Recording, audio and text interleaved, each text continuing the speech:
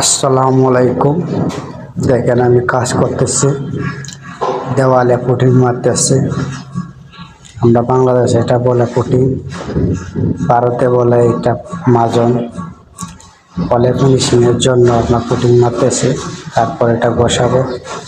বসানোর ভিডিওটা আপনারা কাছে তুলে ধরবো।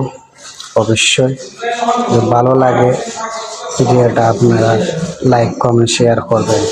আমি একজন কাজের মানুষ, এটাই সত্যি কথা, তাই আমি আপনার মাধ্যমে ভিডিওটা তুলে ধরলাম। ভিডিওটা কেমন লাগছে আপনারা সবাই কমেন্টে বলবেন। আমি একজন কাজের মানুষ, আপনার মাধ্যমে ভিডিওটা তুলে ধরলাম। আশা করি আপনাদের কাছে এটা ভালো লাগবে। আসসালামু আলাইকুম, সবাই ভালো থাকবেন।